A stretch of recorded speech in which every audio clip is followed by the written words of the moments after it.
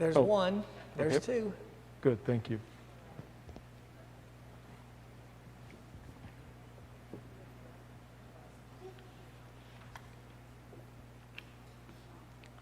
Ryan, can you hear us okay? Yes, sir. Thank you. Thanks, everybody. Brian, how are you doing? Yeah, I'm hanging in there. Thanks for asking. Thank you.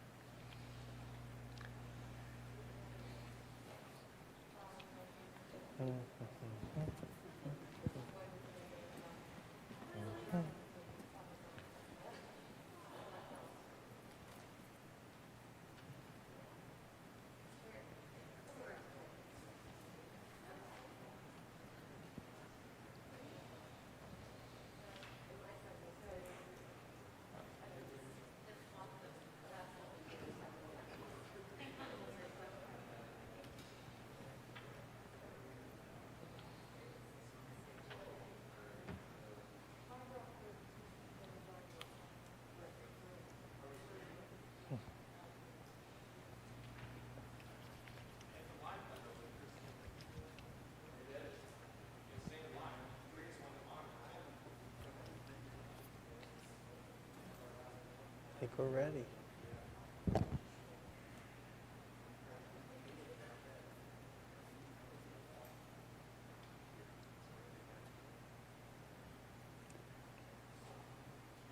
All right, good evening, everyone. Thanks for joining this month's board meeting. Before we get started, if you would join us in a prayer. You bow your heads, please. Lord, we thank you that we are able to meet together again tonight. We are thankful for our students, teachers, and staff and their diligence to be their best and work hard during these difficult times.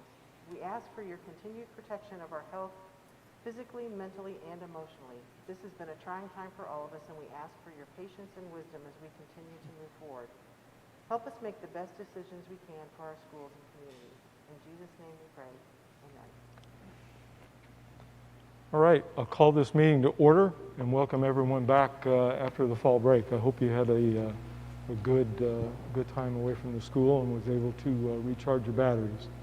We're going to start tonight with Superintendent Reports. The first item we have is our benchmark presentation. Yes, thank you. I'd like to call Mr. Ahaus, Mrs. Holman, and Mrs. Martin to come on up. And as you know, we've talked a lot about where we're headed, what we're doing with our school in terms of continuing to meet three goals. Grow our kids, mitigate the virus, and safety for all. And over the last 9 weeks, we've looked at a benchmark of 5 things to indicate when we would move. As we started to look forward back on September 18th, we met and discussed moving to phase 4. It is now time for us to move to phase 4, and so we're going to ask the board to adopt new benchmarks to help us in this journey. We're also going to share a little bit about what's going to be different as we move to phase 4, and then take any questions that anyone might have with regard to our benchmarking. So first up, we'll talk about the benchmarks.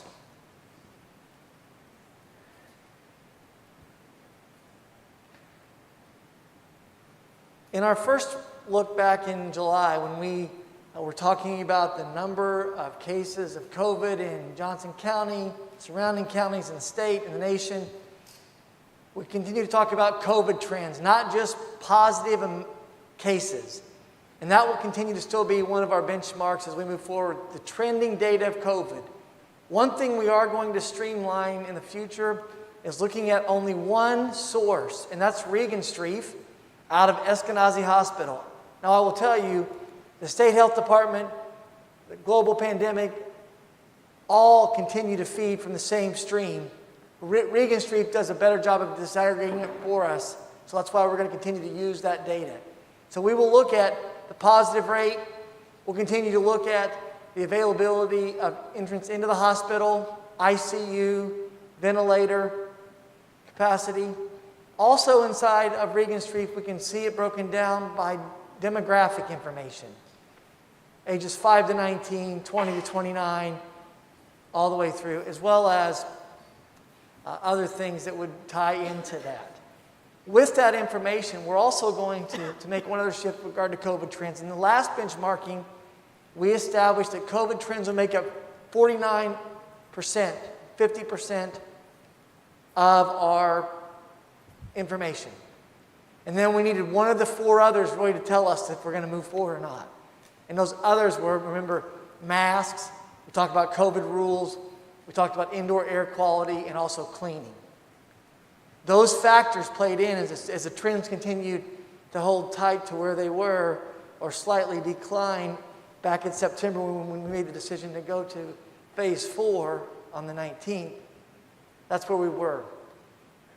Over the next 2 weeks, we got ready to go to fall break. The data continued to go up, so we asked for a 2-week hiatus. I'll talk about that in a minute.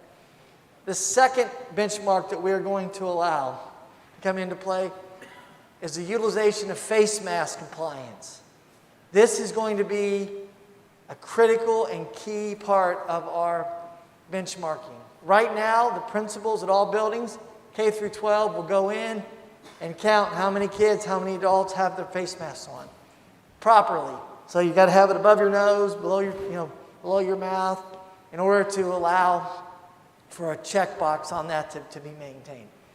The first 9 weeks we did a phenomenal job. It was around 94%. We're going to need to continue that. Also, we need to make note that in the past we gave mask breaks. It was easy. We could go outside. It was pretty nice. We're going to continue to try to provide ways to give mask breaks. We're going to ask the principals to use big open spaces in their buildings, spread the kids out so that we can still take that mask off for a little bit and give the kids a break. So it'll be hallways, foyers, cafeterias, media centers, things that have big open spaces for them.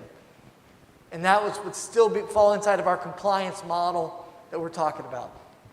And the last benchmark for the new phase is regard to 20% attendance, looking at various subgroups. But it's 20% for the subgroup. For example, if our student attendance goes to 20% or higher for 3 days in a row, that will be a red flag for us to consider moving a building back. The other thing I'm going to ask the board to adopt in this concept for both the high school and middle school is not to always marry them right next to each other. Because sometimes Steve may have everybody in the building and Rita may not. And so we may have to move the middle school back for a short period of time. And vice versa. Now, there'll be times when the district-wide would march together, and we'll be in communication with the board on that. We'll also look at teachers and substitute availability at that 20% threshold, as well as the ability to clean the building for custodial grounds and maintenance so we can maintain our buildings with integrity. And the third one would be the ability to cook and clean for the kids in the cafeteria, because that's a requirement and a must for us as well.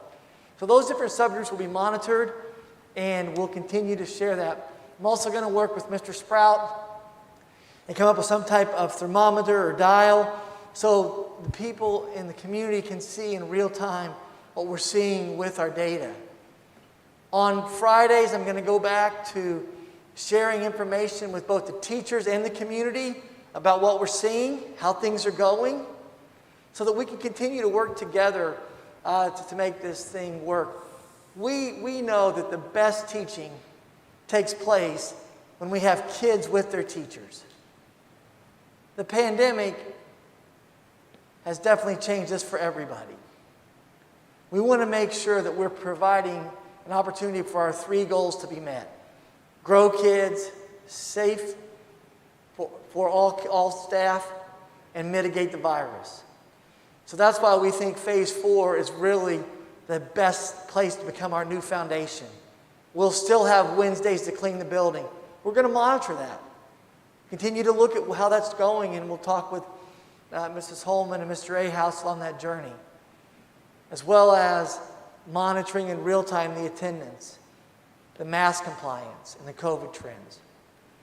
So on November 2nd, when we come back with phase 4, those are going to be the benchmarks that I'll be looking at. And I'll be sharing the information out as we travel each week. But I would encourage the parents, I would encourage the students, anyone can look at Regan Street and watch the information. We've had a great partnership with FCTA, and we meet with them on a regular basis to look at the data, to share and get input.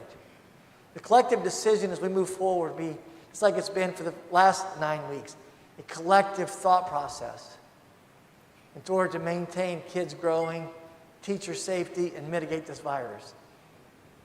So those are the benchmarks that I'm going to ask the board to approve tonight.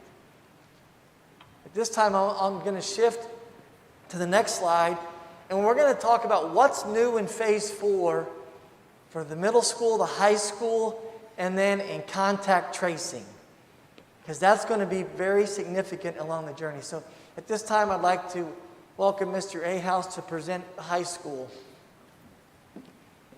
All right.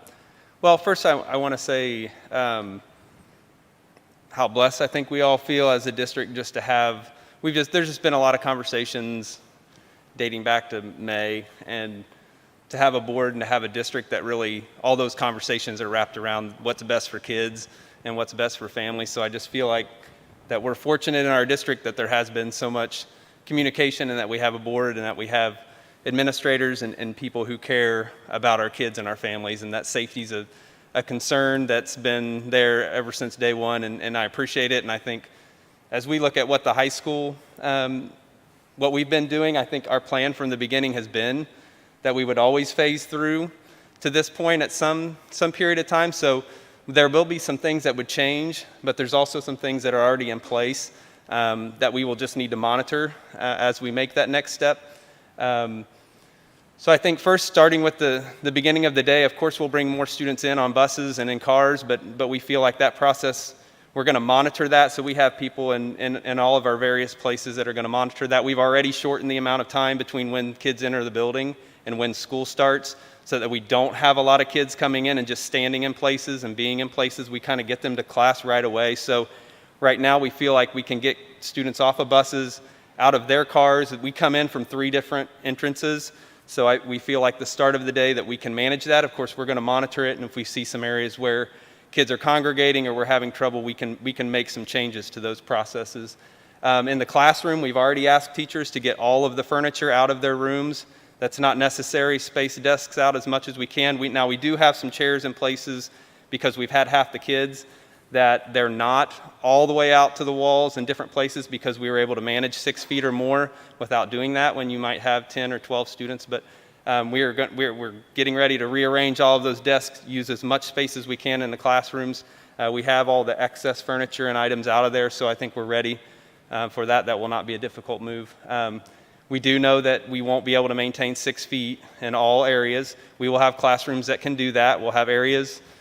Performing arts, you're in a space right now that's a very large space that we will be able to get students spaced out in. Large gyms, field house, cafeteria, media center, but there's other areas, regular classrooms with sizes that will be 4.5 feet, 4 feet instead of 6 feet. But that would be part of that transition to that. So we're going to go through and we'll audit all the classrooms and walk through and make sure that our desks are as far apart as they can be, and that we're maximizing all room in our classrooms. Lunch, we have, you could walk down there now and see our main lobby and see areas where we've got tables and chairs. We're already ready for the added students into the building where we can keep that distance during lunch, and we will not have to make changes to our normal cafeteria setting because we've already got that set up. We can add more students into the cafeteria now, and so we'll do that, and then combined with the space outside of the cafeteria, we'll be able to manage that. Hallway traffic, we're fortunate at the high school to have a pretty open air, large building for traffic. So right now we have a really good flow to our building as it is, but we're going to monitor that, and if we need to change traffic patterns in our building, we're somewhat concerned that if we funnel kids and tell them only certain places they can go and only certain directions they could go, we might be more funneling students than we are allowing the open flow that our building already has, but we'll monitor that to see if that's something that we need to change. At the end of the day, we're going to run a staggered release just by a couple of minutes, but just enough to let one wave kind of get out. That does get a little more congested than the flow of the building in. So we'll be able to manage that. We've got those plans in place already. As far as academic, we would like to propose, or the plan is in place to remove final exams from our schedule for this first semester, giving us the final exam preparation and final exams takes about 2 weeks of our semester each semester. That would give us 2 more weeks of instruction that we would tell teachers, gain those 2 weeks of instruction back and let's go all the way to the end of the semester and continue the flow of your curriculum. We don't feel, now we will have some courses that will be required to give a final exam. We have some dual credit classes and some classes through IU and different places where we have to give some of those assessments, very few of those. So we would ask the rest of the teachers to continue their curriculum all the way out through the rest of the semester and get all of those days in. We also, some concerns around the building will be at the high school level from a cleaning standpoint, that a lot of the things we've been able to do have been outside, will all now come inside. So for our custodial staff, we're going to have to keep monitoring their capability of keeping things clean night to night, day to day. So that Wednesday could continue to be important for us, as now we have basketball practices, wrestling, swimming, performing arts will move inside. And so we have processes to keep those rehearsals and those practices safe. But then those are things that our custodial staff will now have to take on, because those are areas and things that we haven't been before. So there will be some added responsibility there to them. So we'll continue to monitor that and see how that goes. And then we'll look at, from our standpoint, Wednesdays academically, what we use those Wednesdays for a combination of trying to keep kids caught up, remediation, as well as extending our instruction through those Wednesdays. We know that there are some things that we need to get caught up on as well. So from a high school standpoint, I think most of our systems are in place. We've been preparing for this. While we'll make changes, they're changes that we've been planning for some time. So. Thank you, Mr. Ahaus. Mrs. Holman. I'm going to mirror a lot of the things that Mr. Ahaus just said at the middle school level. In addition to the appreciation for the support and the communication, I think that the transparency that Franklin has offered, sometimes that comes with a level of difficulty as well, just by being transparent. But I would like to just thank you for the level of transparency between administration and the board with the community and our plans as we've moved forward. I also think that the plans that we put in place at the building level were in preparation to bring all students back into the building. So we've been practicing for this since before the beginning of the school year. We made a lot of pretty drastic changes to the way that we run the building, and we've seen some pretty positive results because of that, and we've had a lot of time to practice now what it's going to look like when everyone's back together again. Starting with the beginning of the day, students come straight from the bus, straight from car rider line, 2 entrances, and they go straight to first period. They pick up their breakfast on the way, and they've been eating in their first period class. We've built a little bit of extra time into that first period class so that they have time to do that. We have building level announcements, and teachers just have an opportunity just to get set for the day. With that, there's no need for large group congregating in the morning, which is one of the things that we've always done. We've had about 20 minutes at the beginning of the day where students congregate in the gymnasium or in the cafeteria, and so there's no need for that at this point. We have one-way traffic marked, or I guess two-way traffic marked in the hallway so that students know to use the right side of the hallway, which they don't always follow that pattern. So they know that now. We have signage that reminds students to keep moving, stay to the right, and wear their masks. And we have encouraged teachers to be out and just reminding students it's been very easy so far, and kids are in the habit of doing that. We reduced the number of minutes during passing periods so that students can get from point A to point B quickly without unnecessary congregating in the hallways as well. We also got rid of lockers, which was a big deal this year, but students have really adjusted, and it's actually been okay. We're working on getting unnecessary items out of the backpacks so that they can carry their things from one place to the next. And that's our plan for now. We do know that with winter coming, there may be a need to adjust, and we have a plan for that as well, so that we can strategically place lockers in a place where students might have access in the morning and in the afternoon, but not between classes, because we feel like that's been a really positive impact on getting kids from one place to the next. Additionally, we've taken restroom breaks out of that passing period and scheduled them into different classes throughout the day. We have one in the morning, one at lunchtime, and then one in the afternoon with additional minutes. That way teachers can supervise and monitor the number of kids that are congregating in the restrooms at any given time. And then our custodial staff goes through after those times and cleans the restrooms each time so that they're sanitized in between. Lunch was a big deal. That was a big change for us. Having so many kids in a very small space obviously was not ideal. So our option was to utilize the gymnasium. I had my reservations, to be honest, before the school year started. Kids have adjusted, and they actually, I think, enjoy being in that open area in the gymnasium. It's been a positive thing, I think, for a lot of kids. We have 2 different places where kids get their lunch. It's staggered, so teachers walk kids down, drop them off. We have a very seamless flow of getting their lunches and then heading to their spots.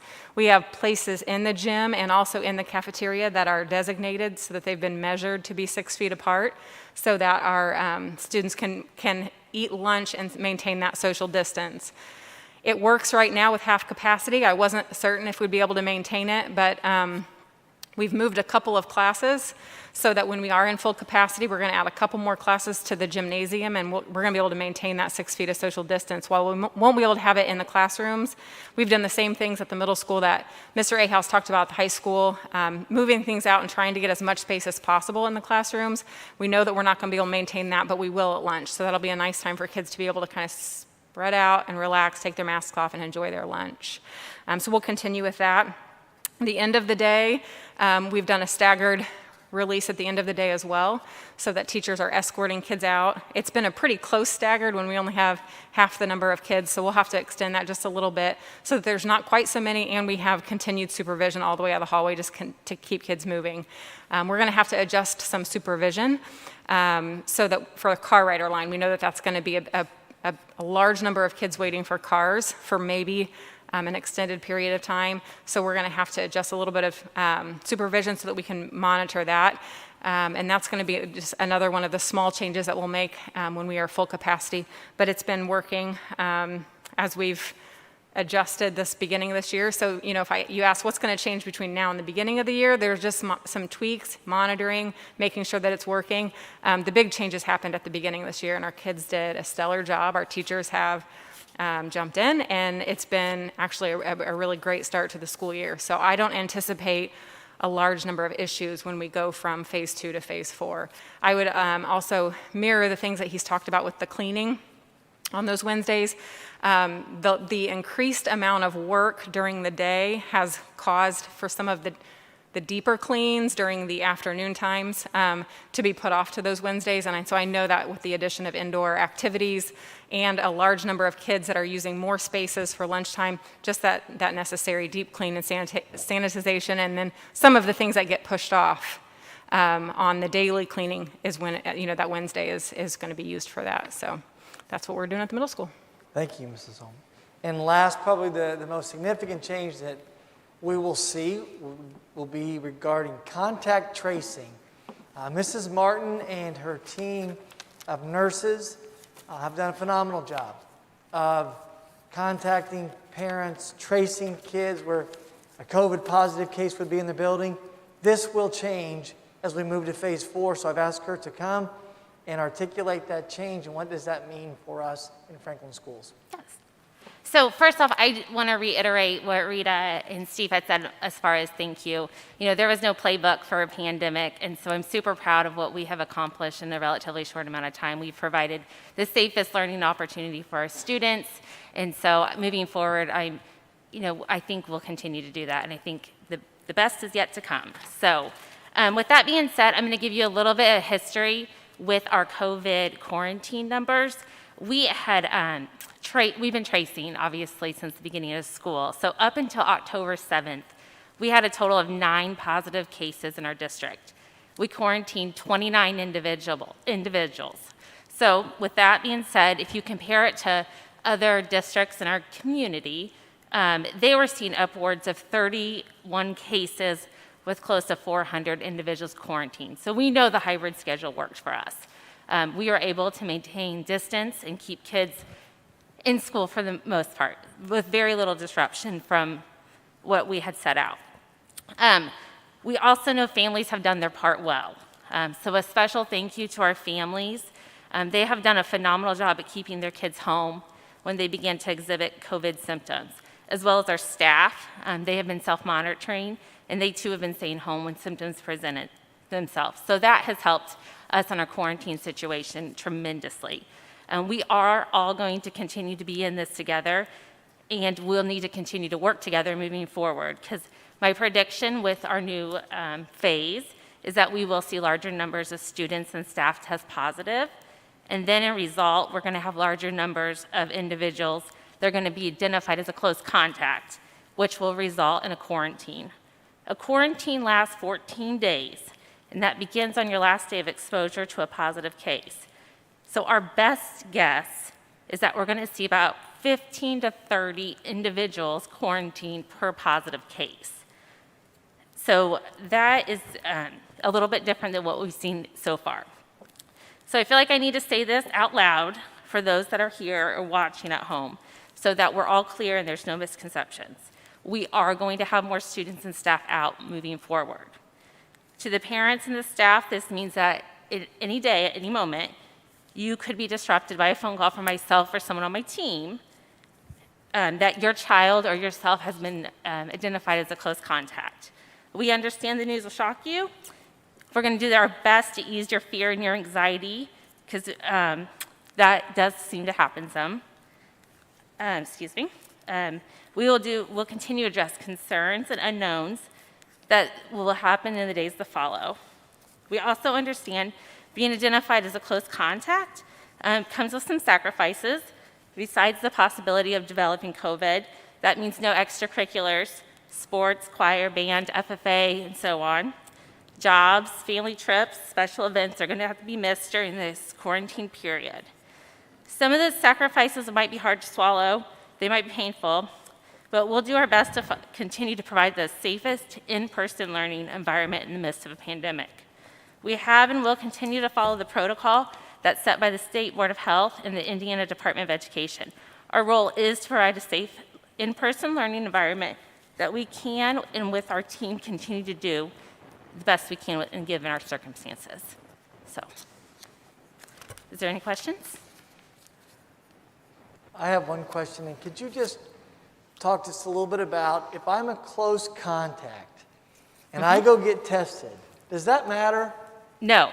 Okay, can you talk a little bit about that? So if you are a close contact to a positive, there is no note or no test that you can provide to get you out of your 14-day quarantine.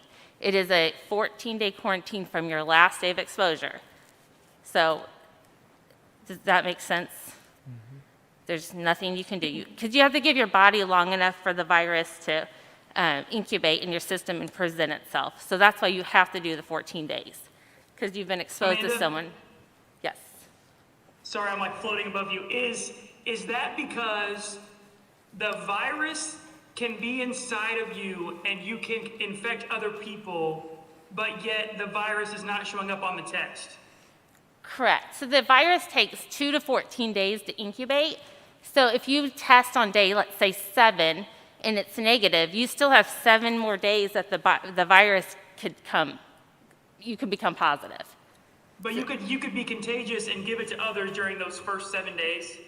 Correct. Yeah. Okay.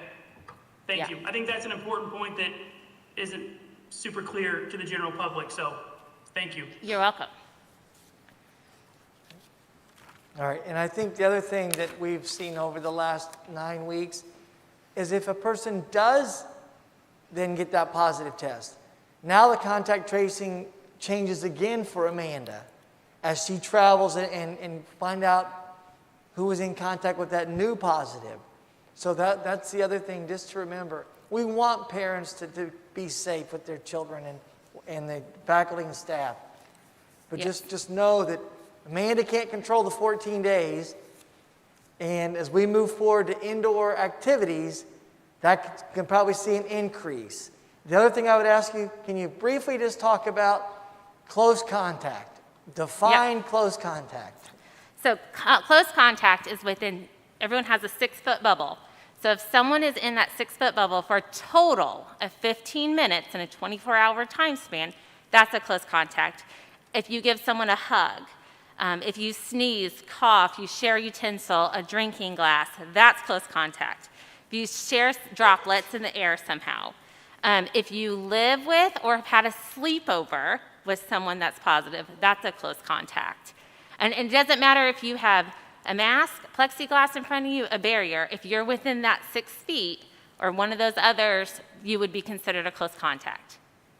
So there's potential for a lot of people to be exposed to or to be identified as a close contact. So that's what we have to be we really do have to continue to do our best to social distance, not to give hugs or sneeze or, the mask will help, but we still have to be, as we're entering flu season and as we're getting into the winter months, all the experts have said this is the second wave that's coming. So we have to continue to do our best to encourage hand washing in the classroom, distance when we can. And this isn't just in the school setting. This needs to continue on outside of school. And I think that's something that we are seeing that we're really, really good about during the school day, but then at dismissal, it's kind of like we forget sometimes that we need to continue to social distance in our personal lives. And that's hard, but we do. And I think as a community, we need to continue to remind people of that, especially as the numbers in our county are increasing. We have to just continue to follow the guidelines and hopefully get through this sooner than later. Thank you, Mrs. Martin. Okay. Next Hi, slide. this is Brian. Can you hear me okay? Yes. Yeah, okay. I just wanted to say, Amanda, I thank you so much. You have a terribly difficult job to do, and I know you and all of the nurses have done a tremendous job this year, and I know it's a lot of work, and I want to thank you personally. Well, I appreciate that.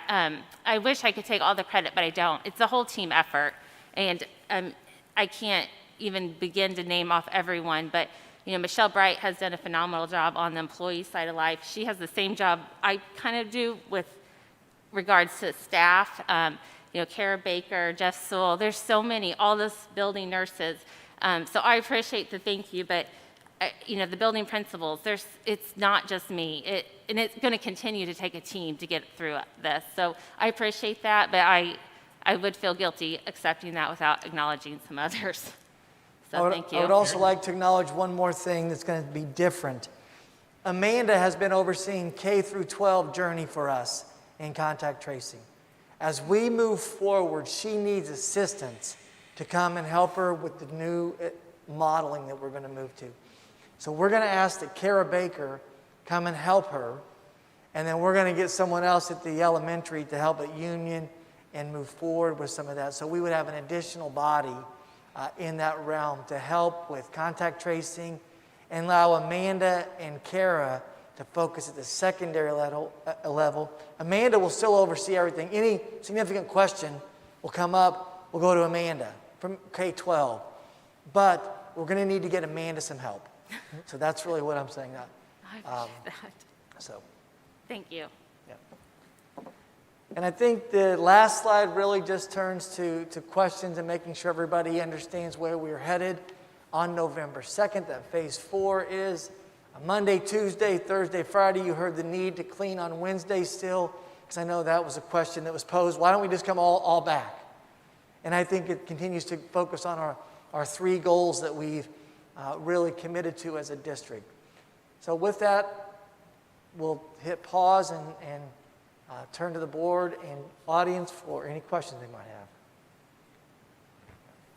I have a question. I can't see the rest of the board, so I'm not meaning to cut. But so 2 things. First, there are a lot of heroes as part of our school corporation that are helping us get through this pandemic. And in my mind, our janitor staff is at the top of that list.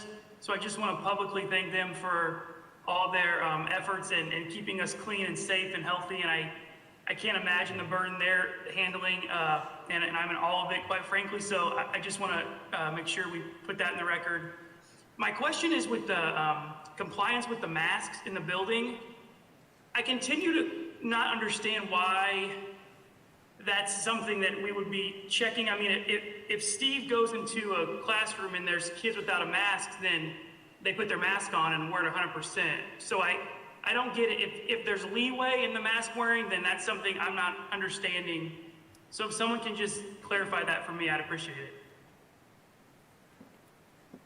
it. There's not, but it is hard to get students 100% compliant on anything.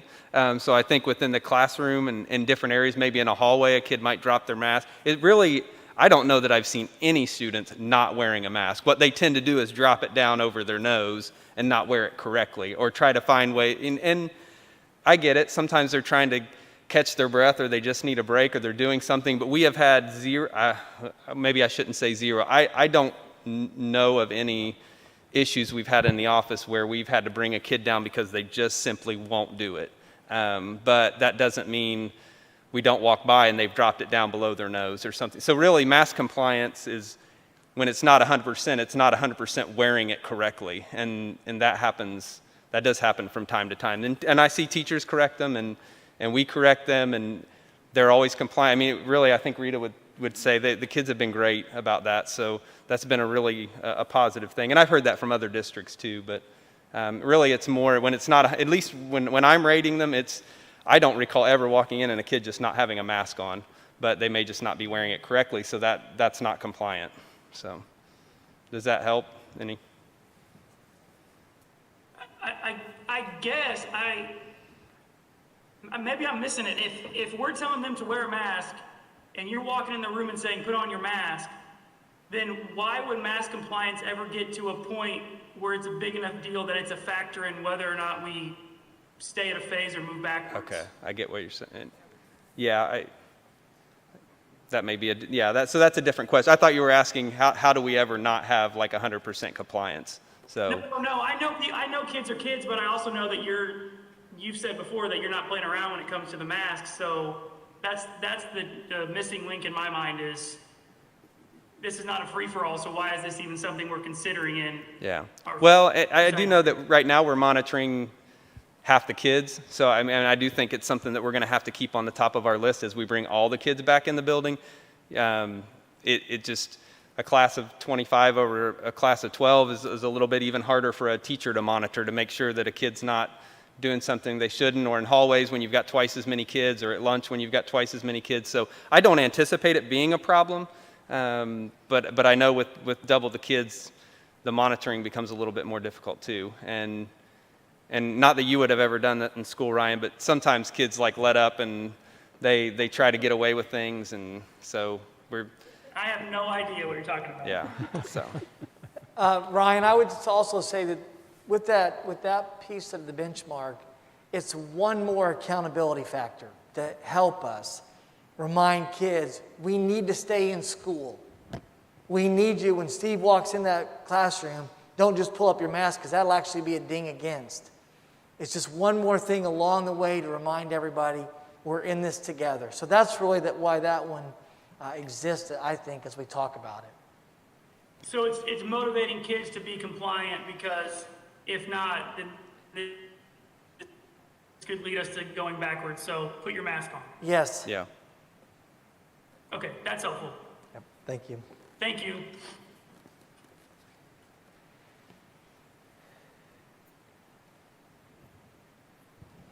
Are there any other questions? Again, thank you for your effort. Thanks for all the hard work you put in, the plans you put together. November 2nd, we're going to go there, so I appreciate it. Thank you. Next, we're going to turn to Mr. Doty and going to continue the conversation with regard to reopening and moving to phase 4. We're also moving inside for athletics. So last board meeting, you asked to have Mr. Doty come back and share reflection on the fall and give us a perspective on where we're headed in the winter. Well, thank you, Dr. Clendenning, and thank you, Board, for allowing me a few minutes of your time. As you recall, I don't have any new handouts or any PowerPoints. If you recall, going back to our procedures and event coordination guidelines through this COVID. You know, nothing is changing off of those guidelines as we move forward into indoors, other than what we had already previously talked about at the last board meeting of increasing the spectator limits to 25%, which we had already done that. I think tonight what we wanted to talk about was, what does 25% look like inside the building? And so I went around the main gymnasium, the field house, our pool, and tried to understand how we're supposed to operate events now.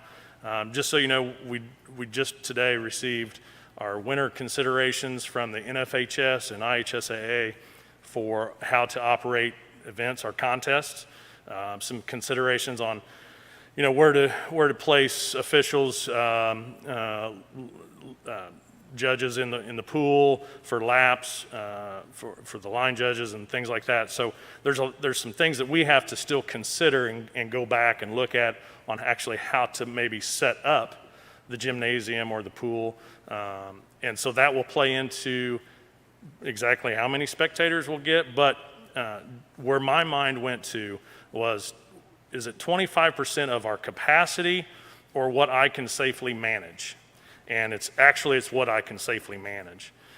So when you see the numbers that or hear the numbers that I share with you, it's actually a little less than 25% in our capacity levels. So I'll give you an example. Let's just start with the gymnasium, main gym. It holds a little over 2,700 people.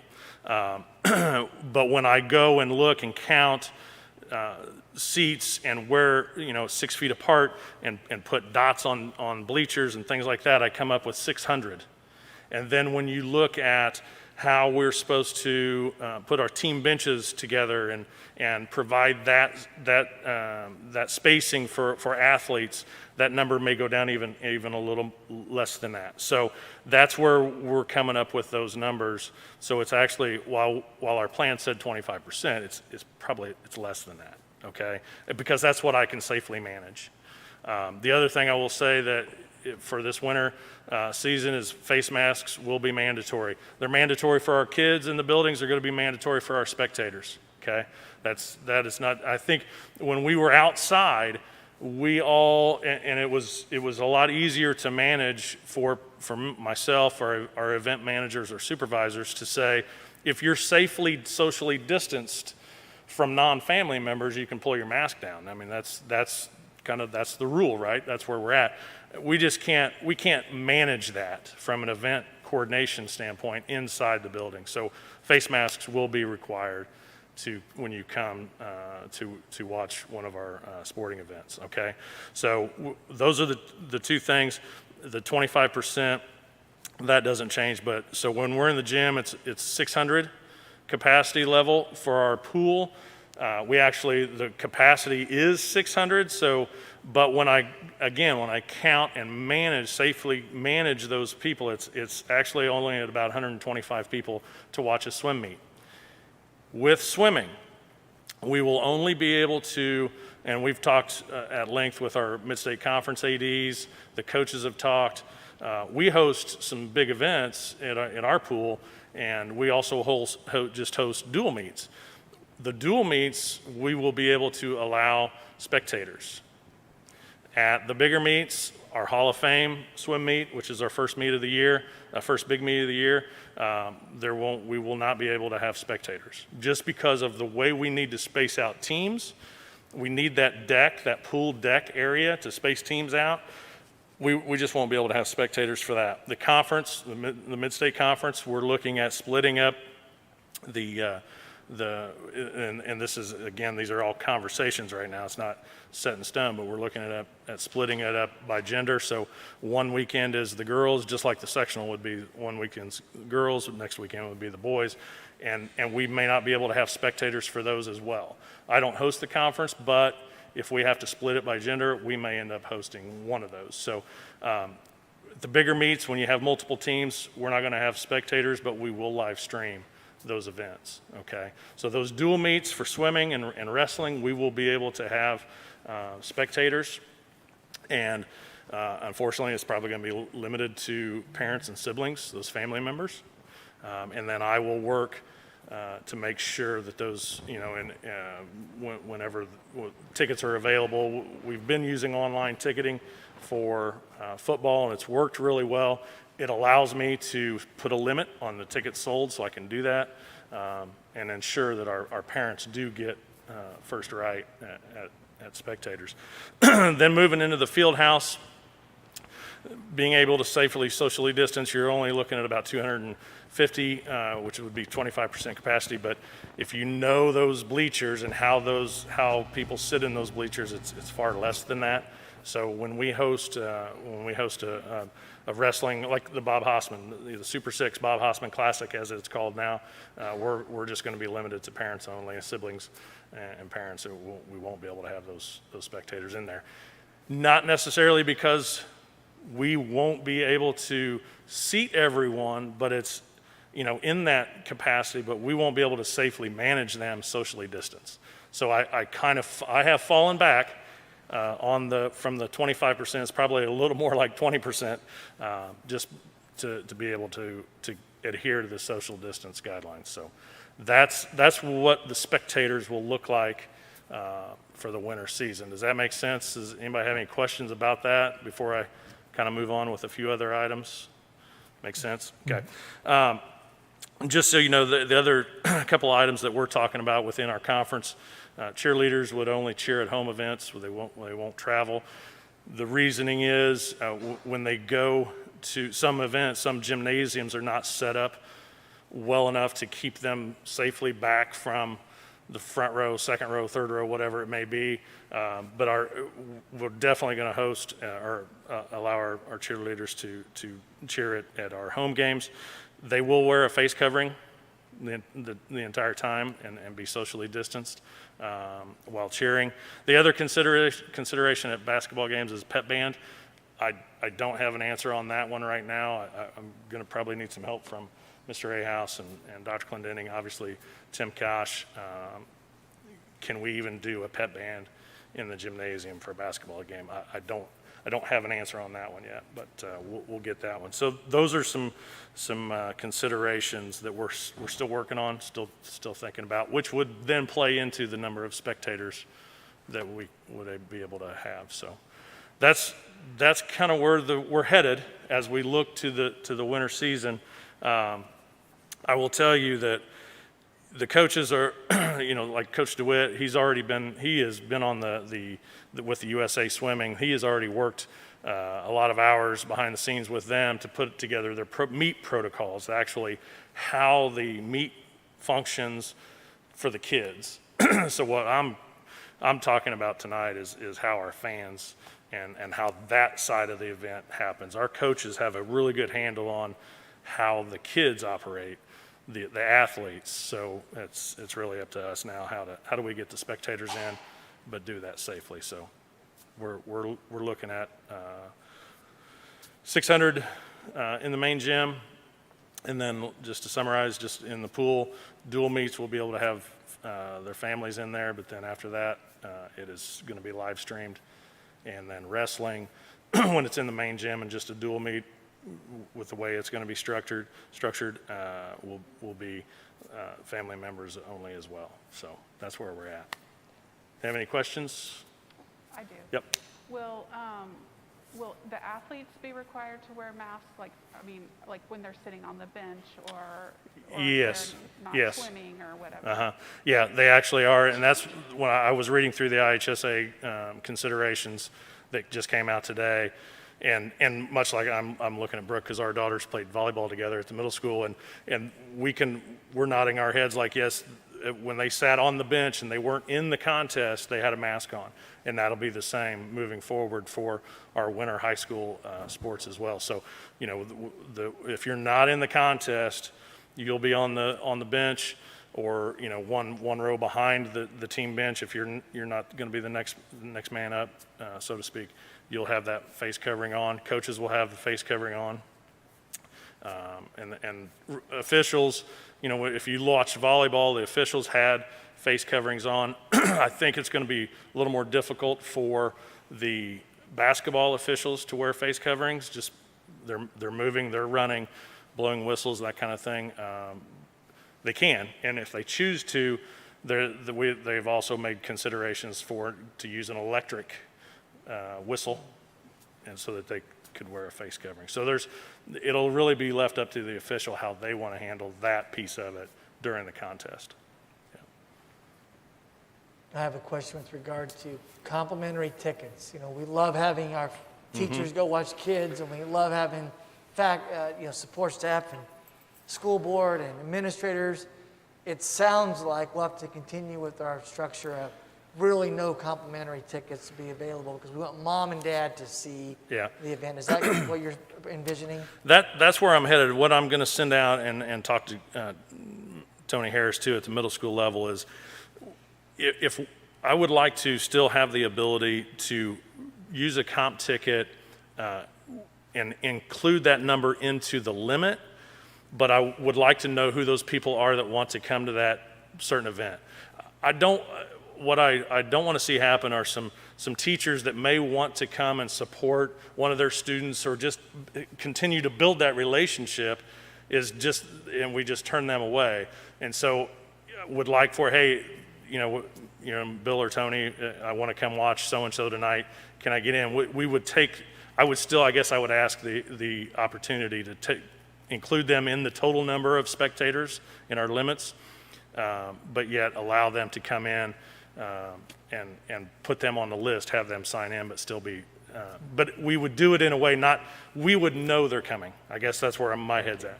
We still there would be no passes.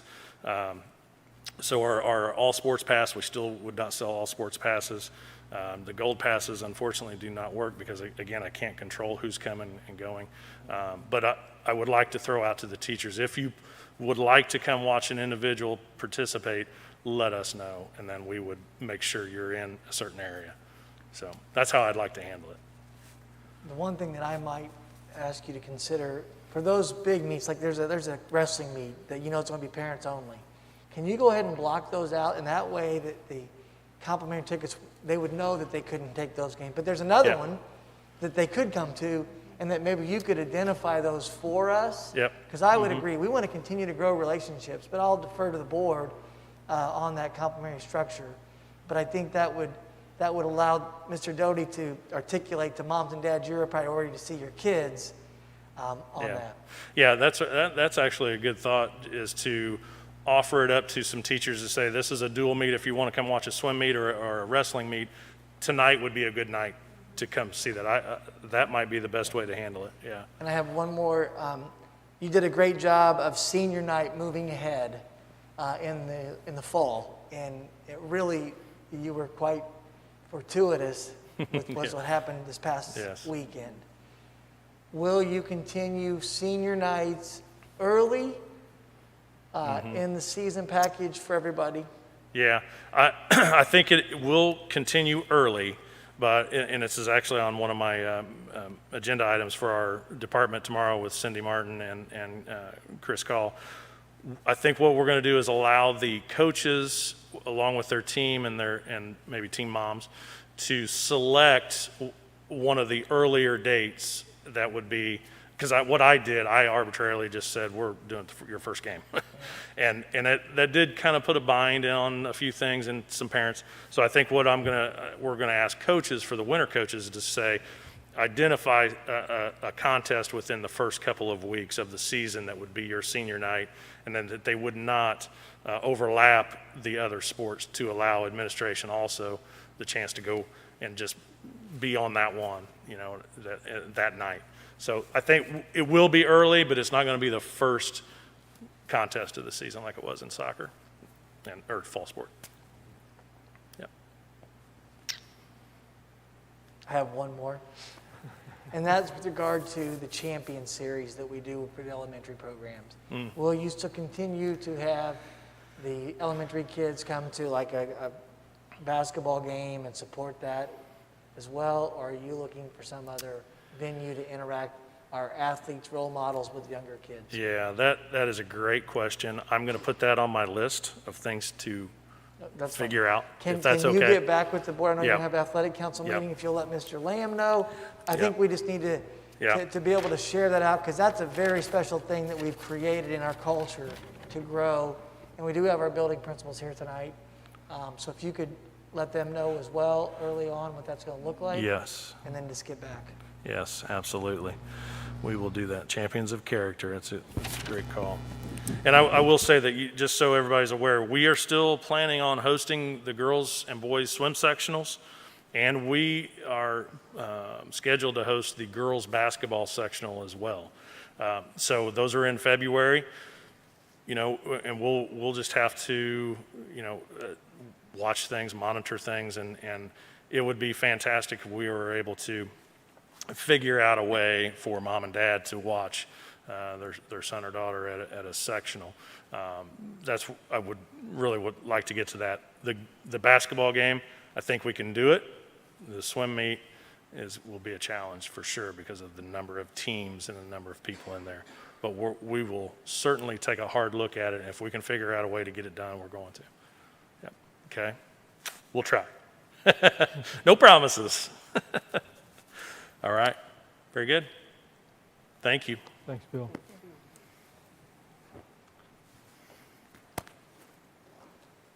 Okay, with that, let's move to our comment section, and I'll open it up We again. have one more, sir.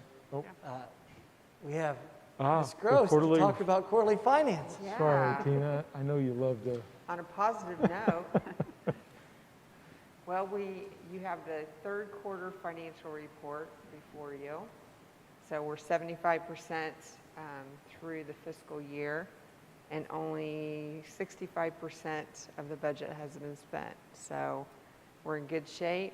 I'll highlight a couple of areas. If you look at the 17,000 payments to other government units, that's close to 85% spent. These are payments to Central 9, Earlywood, those type of special services. You've got another payment to approve tonight for C9, so we're getting close to exceeding the budget for that particular account code. Fortunately, we have some emergency allocation, and we have some shortages in other areas that we'll be able to make up for that. It's kind of a hard target to hit, because you never know how many enrollments that we'll have in those areas. And then another area, if you scroll down to bus replacement, we're at 144% of the budget spent. And this is because of that VW grant that we applied for, we have not received reimbursement for those buses yet, but hope to harass them until we get that before the end of the year.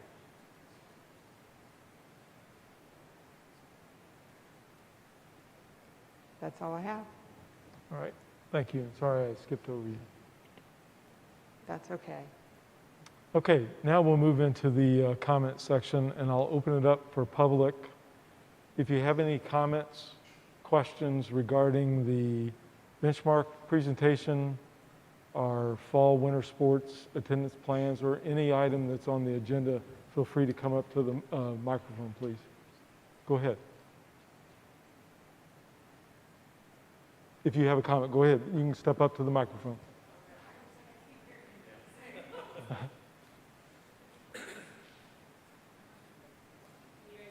Yes.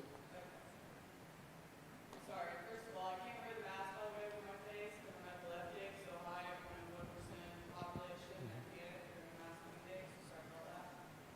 Second of all, I'm a parent of a 4th grader, a 7th grader, and a 9th grader, so I have them in all 3 spectrums of our education system here.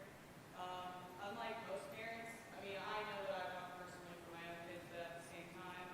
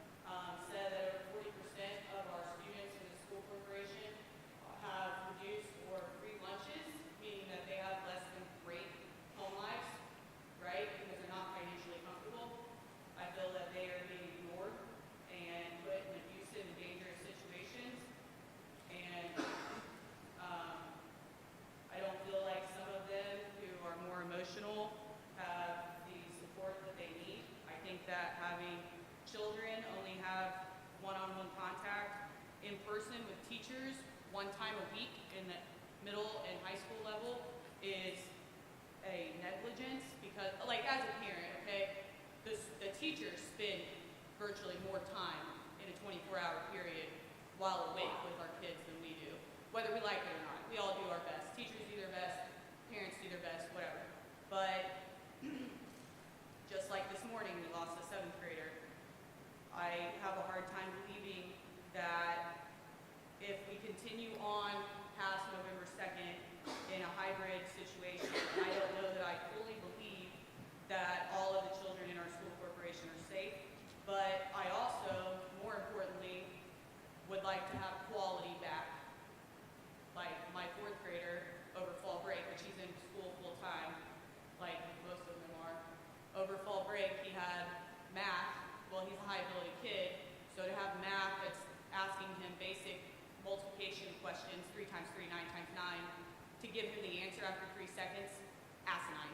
If he is high ability in 4th grade and doesn't know 9 times 9, I want to see him have to do the work.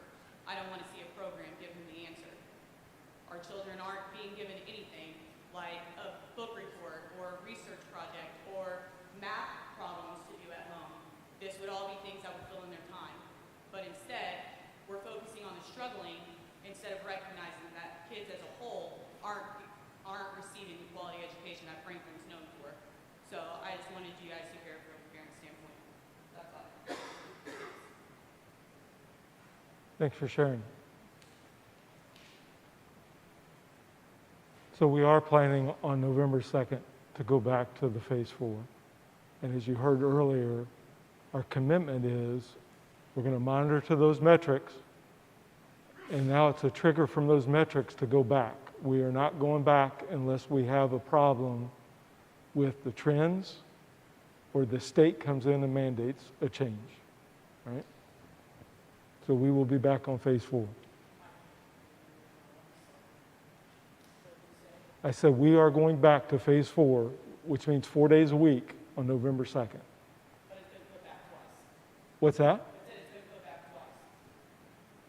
While all other school corporations in the same county are at 100%. Which, like I said, I don't care if it's virtual or at home. I care that the quality education is gone. I understand. That's all. They all need, I'm not even blaming the teachers at this point. I'm blaming all of you and the administration because nobody's making sure that there's quality. Now, I understand there's lots of families out there, everybody's got different stuff.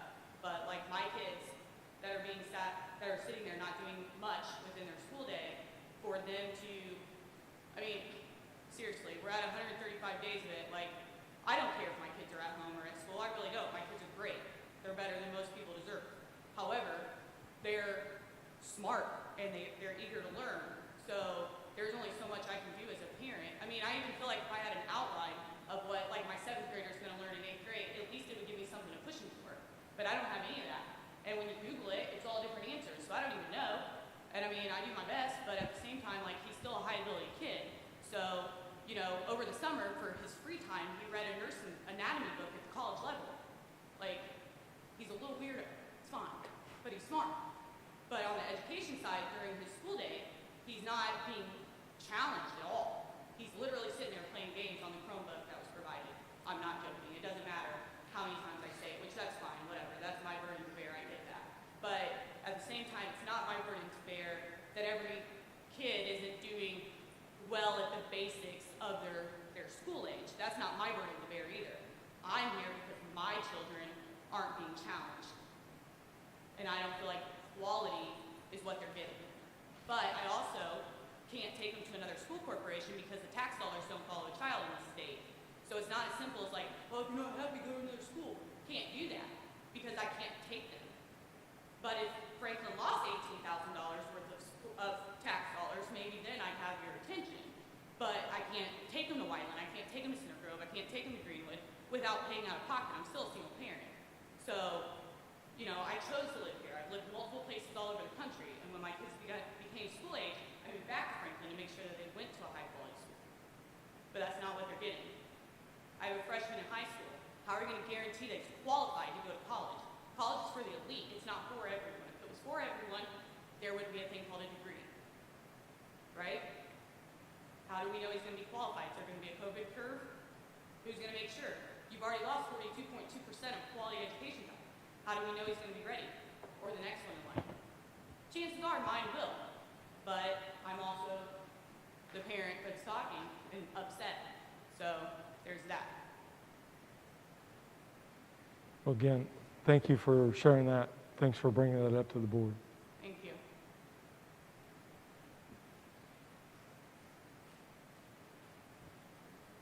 Any other comments? Okay, we'll move to the board comments. We'll go through the subgroups that we have. Do we have a Central 9 update?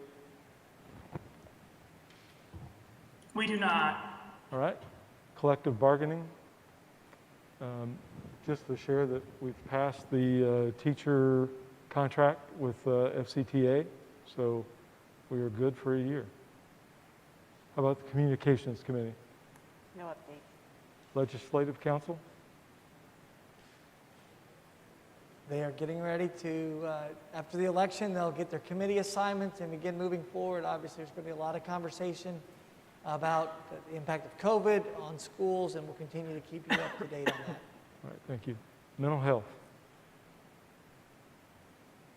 We're still just in a holding pattern as we continue to look at what we're doing with the mental health aspects. We do have our social emotional interventionist at the high school and at middle school. CBIS person begins on November 2nd.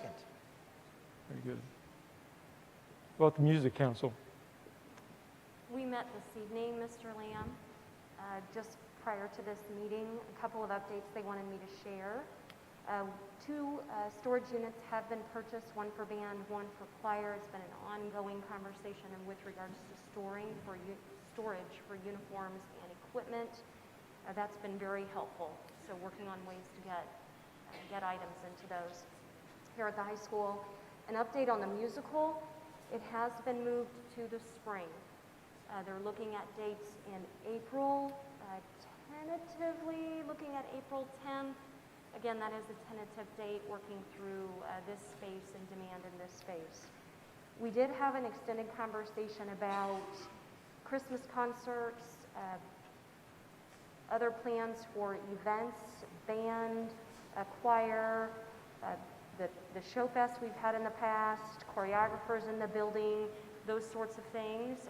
The faculty, Mr. Ahaus and others will be working on some proposals to bring to the board as to how those events may or may not work, or recommendations for those. So long conversations just about how we do events and concerts, and are there possibilities and what others in the area are doing. So I think the challenge there is, just as Mr. Doty has come up with the plans for the other end of the school, we need those same concepts for this end. That was a large part of our conversation today. All right, thank you. How about RDC? We meet tomorrow morning. All right. Superintendent's Strategic Council. We did meet. We had 31 people online as we had our first meeting of the year. And really, we recaptured the moments from last year, and we were unable to complete our task because of COVID. We're picking back up.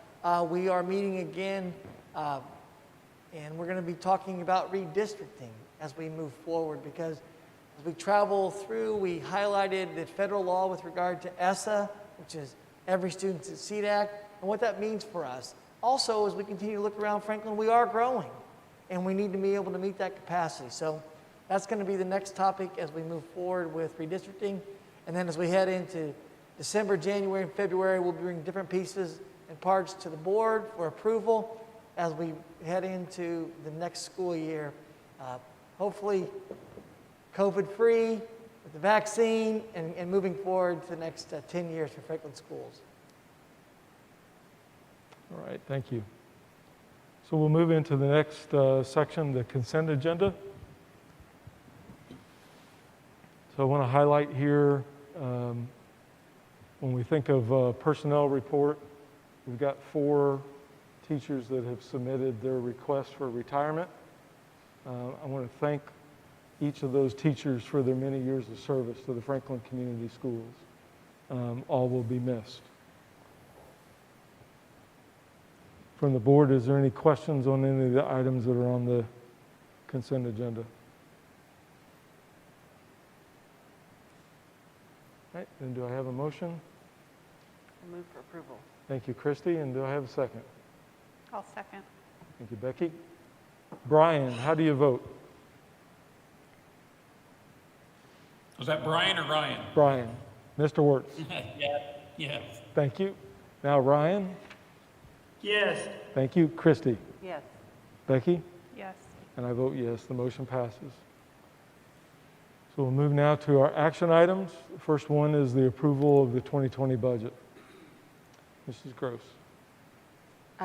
Slight correction, it's actually approval for the 2021 budget. So you have a Form 4 before you that outlines our budget request totaling $61,032,472 with an adopted tax rate of $2.28.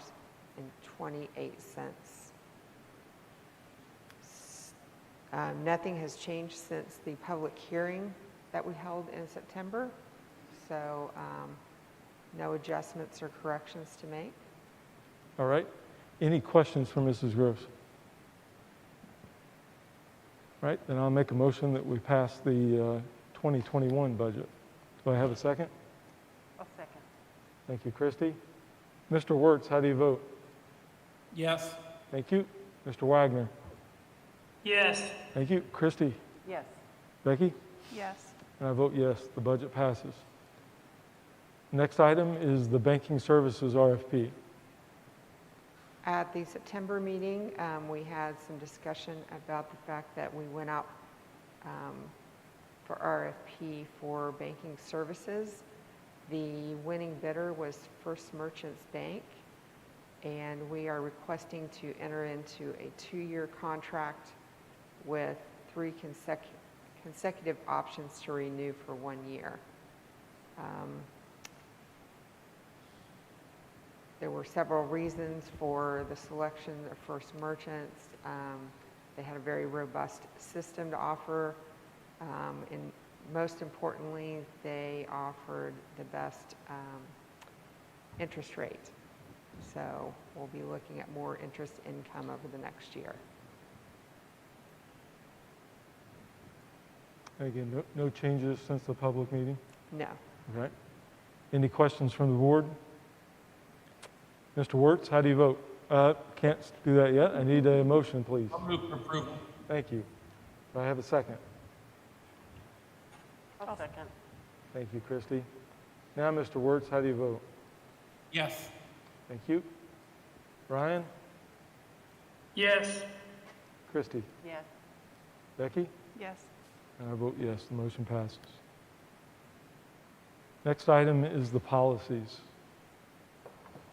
Thank you, Mr. Lamb. Last month, we presented several policies with regard to new federal law and also compliance, so we would ask that you would approve those upon second reading. And I'll be glad to take any questions. I do know that I did talk with Mrs. Nelson about one with regard to care of students with chronic health conditions, and that really was talking about some new language with regard to students.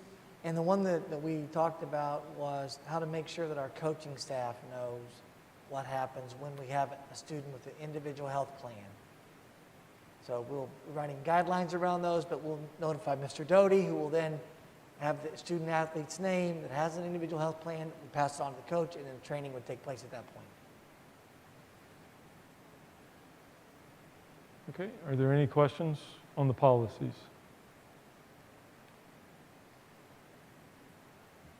Do I have a motion? Move for approval. Thank you, Becky. Do I have a second? I'll second. Thank you, Christy. Mr. Wertz, how do you vote? Yes. Mr. Wagner? Yes. Christy? Yes. Becky? Yes. And I vote yes, that motion passes. Thank you. Thank you, Mr. Lamb. Moving into our discussion section, now we've got another list of policies. Policies before you in first reading also pertain to just language from Neola Group, which is i.e. Lewis and Kappas, that brings forward just new language as the law comes forward, so we're just trying to clean it up and move forward with these. And so these would, the following board policies would allow us to do that upon first reading. We'll ask for second in November.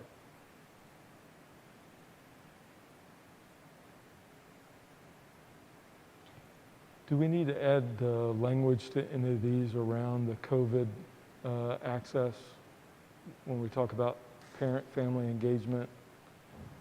For title services? Yep. I will work with Mr. Zook and Dr. Worland. If it's appropriate. Yeah, Okay, thank you. because that's still required by federal law that we do Right. parent engagement with those. And so we'll work on that. Thank you. Any questions from the board?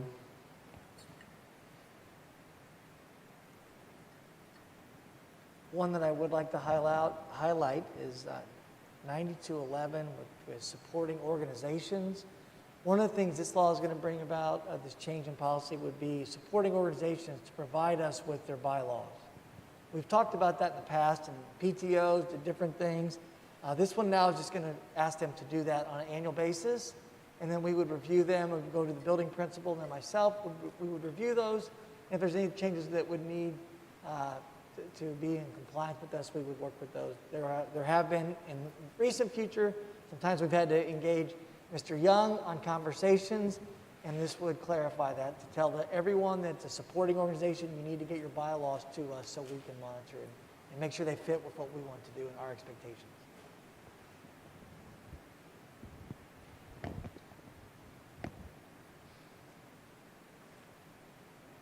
All right. Moving then to section 10 then. I'll open it up for any board comments. Brian, Mr. Wirtz, or Mr. Wagner, we'll start with you if you had any comments tonight. I just want to say again, thank you to Rita and Steve and Amanda and everybody else. Mr. Doty, everyone's working super hard in this crazy time, and I know you're all exhausted, and we're just really grateful for all you're doing.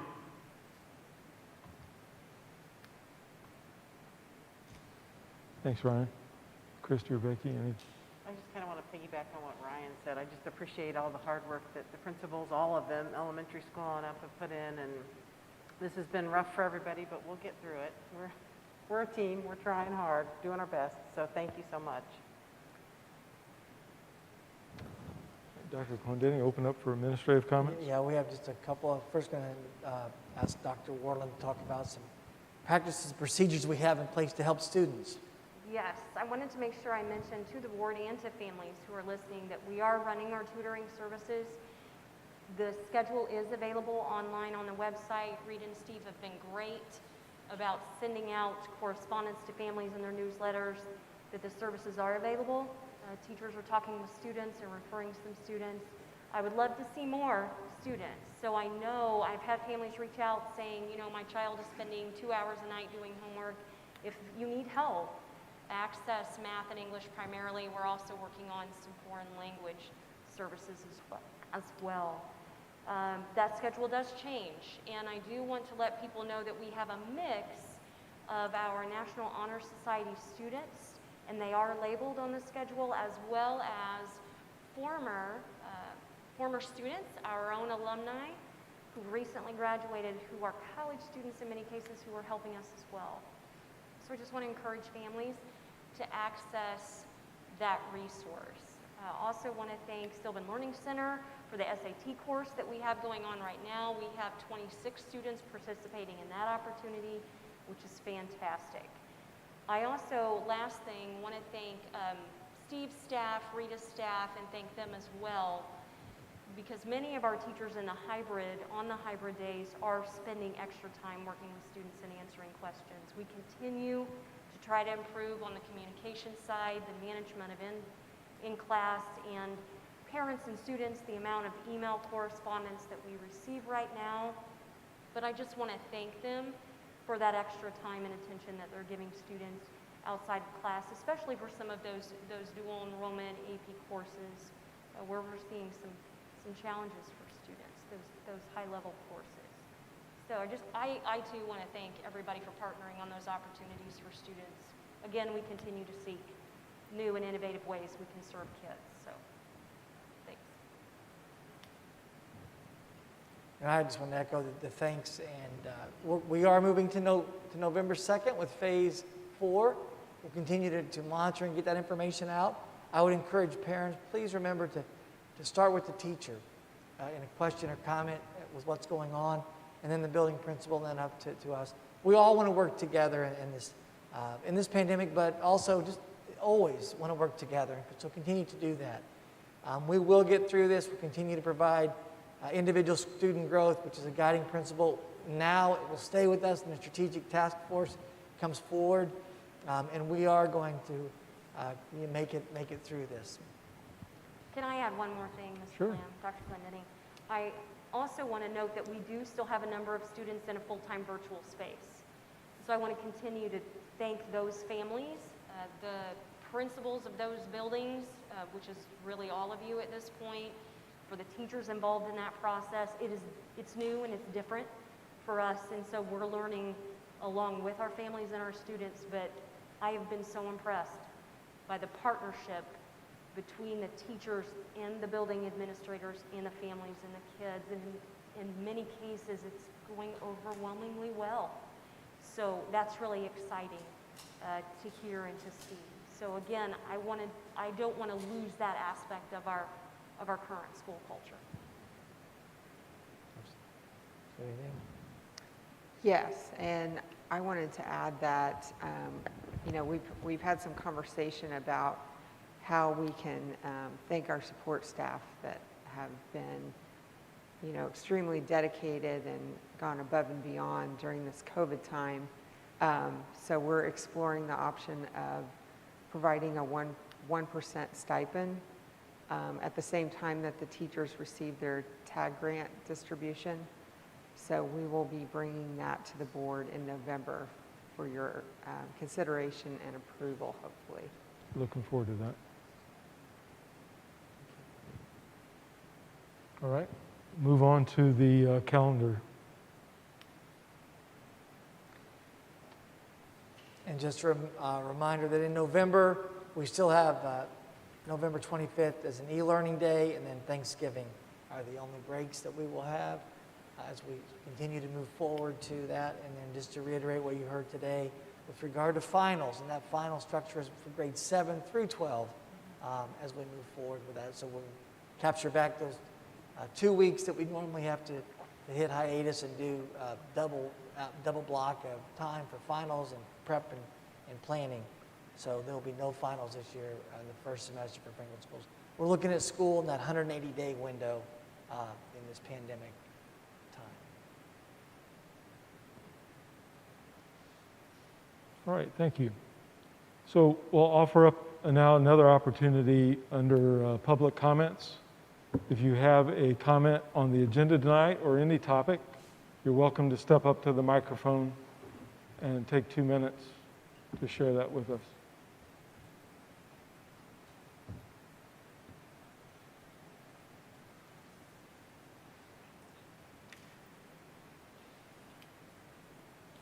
All right, seeing none, then I will adjourn the meeting. Thanks for your time tonight.